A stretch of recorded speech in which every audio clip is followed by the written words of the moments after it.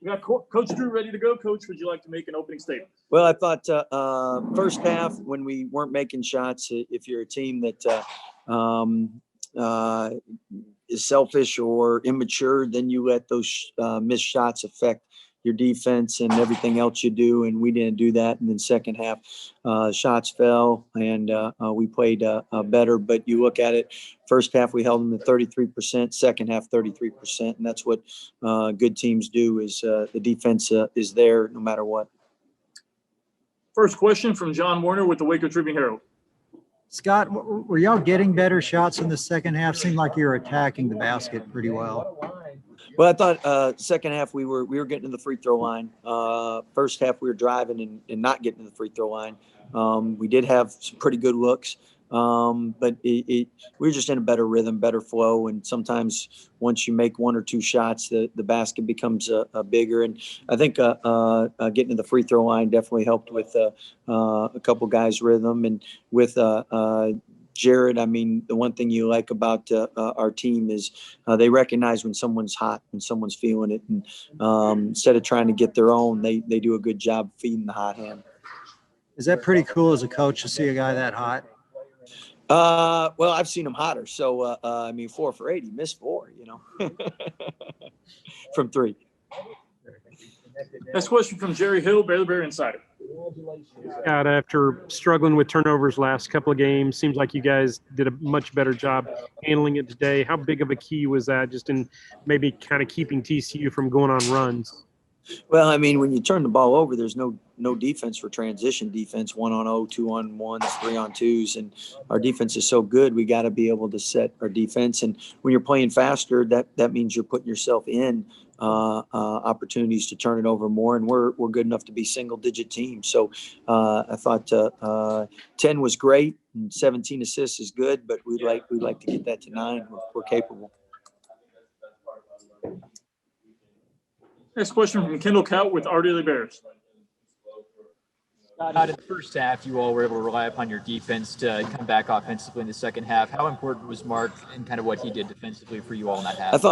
I thought Mark gave us a great spurt early on, especially defensively. He was really good. 6 rebounds. That's what he does. We try to get 8 out of him or 10, but 5 for 6 from the free throw line, and thought he did a lot of positive things.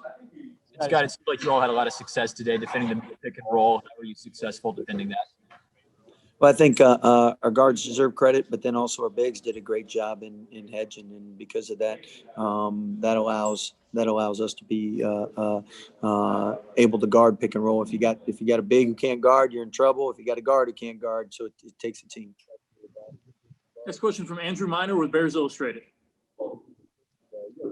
Coach, there are really great expectations for this team when you play a game and the bench doesn't come and produce like they have been, and Jared Butler gets his ankles broken a couple times. Mike Miles hits that 60-footer right before half. How does that humble your team to kind of keep you grounded and focused on just staying in the moment? Well, I think those expectations with our team, we want to enjoy playing. I mean, it's a game. It's supposed to be fun. And as long as we play the right way, play hard, play for each other, what other expectations people put on us, that's their expectations. Our expectations are we do what we can do to be successful and go 1-0 on each end of the court and each possession. And you never want to get to the point where when you win a game now, you're more defensive and more we didn't do this, we didn't do that. And as a coach, sometimes we got to guard ourselves because winning in the toughest conference in the country on the road or at home isn't easy. And because you got a number in front of your name, this is college basketball. And we know that's why it's parity.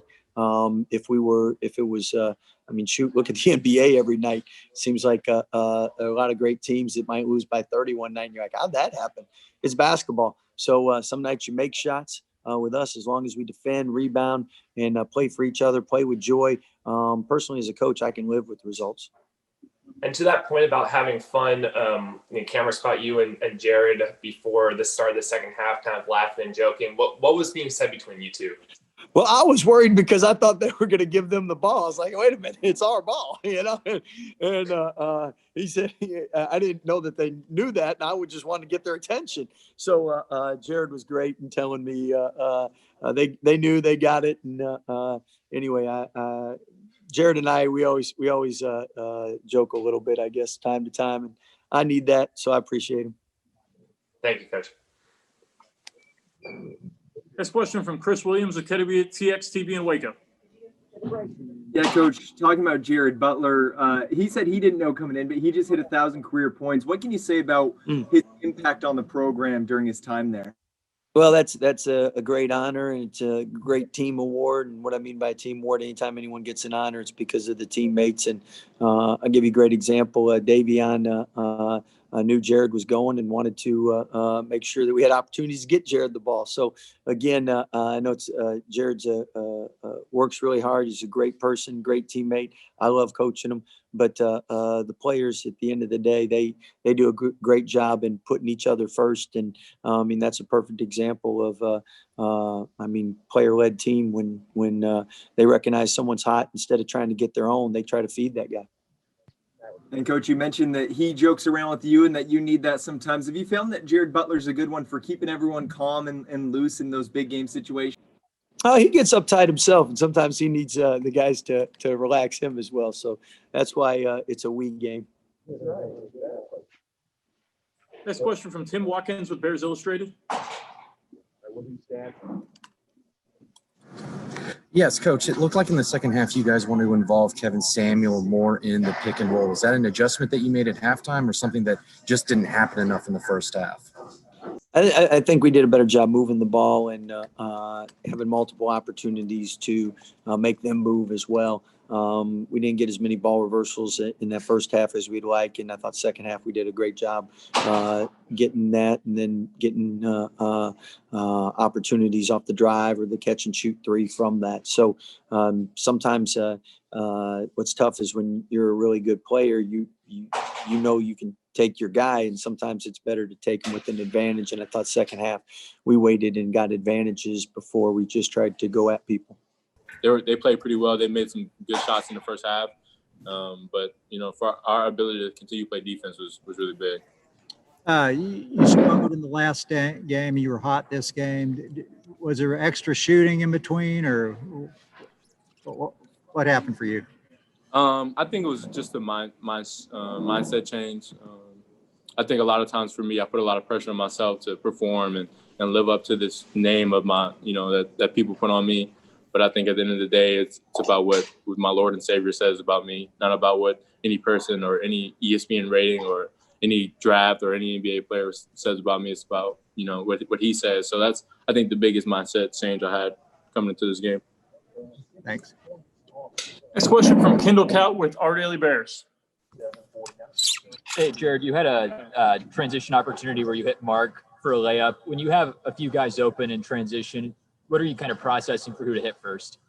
I'm looking at our numbers, basically, so how many guys do we have more than them, and then I try to make sure that I keep the ball kind of in the seam, so that way if I have a layup, I can get a layup, and if not, I can always make a easier pass. So I think in that situation, it was like 4-on-2 or maybe 4-on-3, and Mark, I kind of stopped at the free throw line and made a pass. So that's pretty much my progression.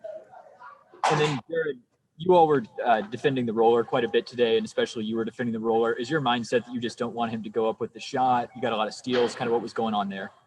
Yeah, Sam was a big guy, and once he gets it down low, it's kind of hard to stop him. So our game plan was kind of just to foul him if he got it like an easy layup, and if not, we're going to tag hard, and if he brings it down low, we're going to get it. And that was kind of our game plan going into it. Next question from Paul Catalina with Sick'em 365. Jared, what is it about this team that you guys, when you've struggled in a half, that you don't take that first half with you?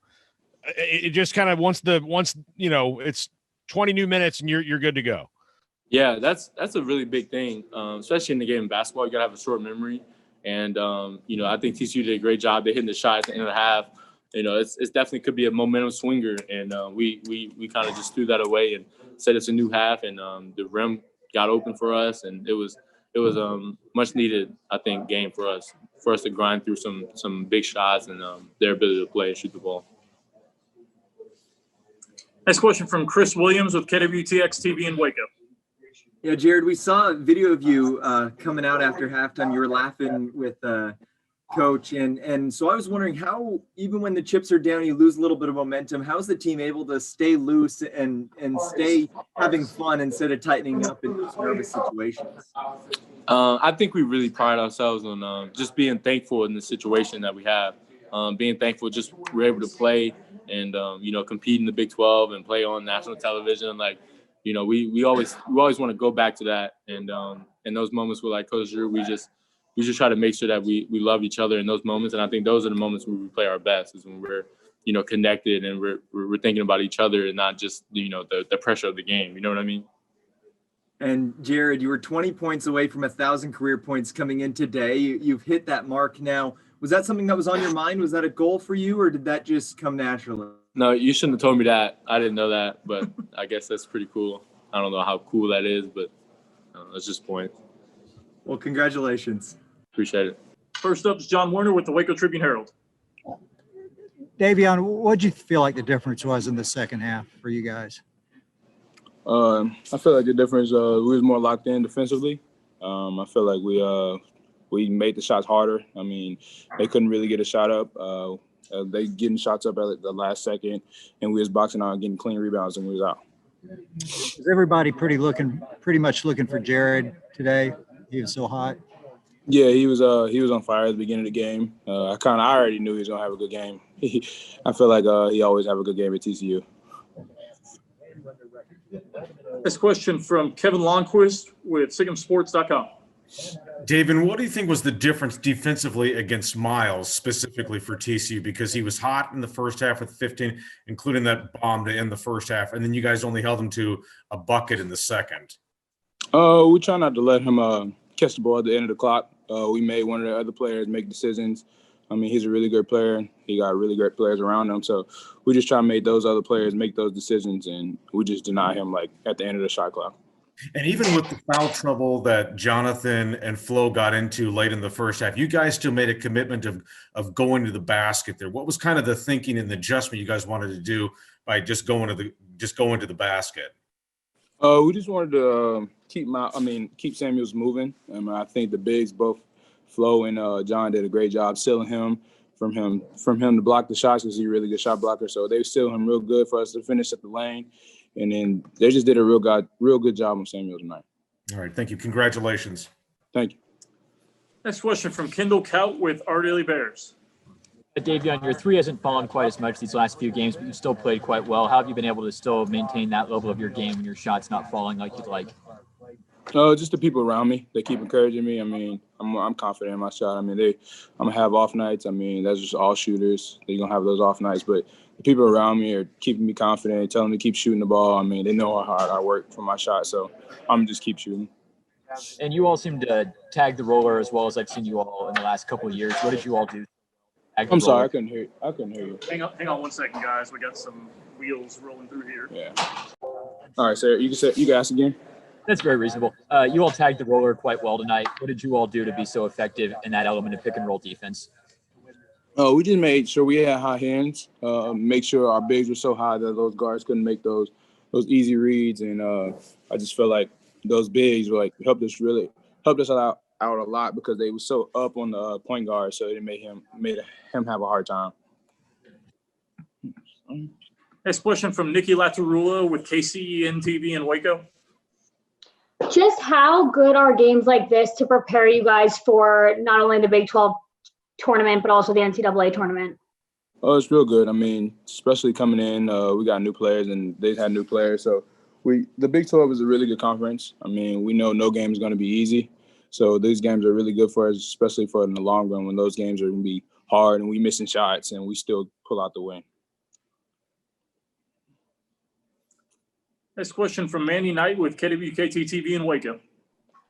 Hey, Davion, you talked about knowing Jared was going to have a really good game. And the fact that he had, a season low of 8 points earlier this week, What's that happiness level like that you have for Jared, just seeing him have, such a great game at TCU? I feel like it's I mean, he works really hard and like in the gym. I mean, so we knew like everybody's gonna have those off nights. And then I mean, I know coming in, he wasn't worried about those last few games. I mean, every game is new to him, and he came in and played hard. Even defensively, he was real good. He wasn't just worried about the offense. He let the game come to him. So I just think he did a real good job on that one. Next question from Jason King with Sigma 365. Davion, I've got such a tough stretch coming up now, West Virginia, Texas Tech, Kansas. How would you just assess where you guys are overall right now? I mean, how comfortable are you with how you're playing? How much better can you get? I feel like we could play a lot better. I mean, other than we're gonna make those shots. I mean, like especially me, I'm gonna knock down those easy shots. Like defensively, I feel like we're doing a real good job. I mean, we just got to be locked into the scout. I mean, West Virginia, Texas Tech, and Kansas are really good teams, and they can hurt us if we just don't be locked in on the scout. Okay. Next question from Andrew Miner with Bears Illustrated. Davion, this was Baylor's first win at Fort Worth in a few years now, 3 years, I think. How important was it for you guys to go in here, especially after the loss last year, and go in and get the win? It was real important, and especially to Coach Drew. He asked us in the locker room who's ever won at TCU, and nobody can raise their hand because nobody's won at TCU. So it's a real good feeling to be that first team to win at TCU. And with 10 minutes left in the second half, it was a 3-point game, and you guys finished on a 22-7 run. What was the difference there? We just kept pushing the lead. I mean, we just make sure we just keep our foot on their neck, and then just kept getting downhill, keep getting transition buckets, and kept getting the easy buckets. Thank you. Next question from Chris Williams with KWTX TV in Waco.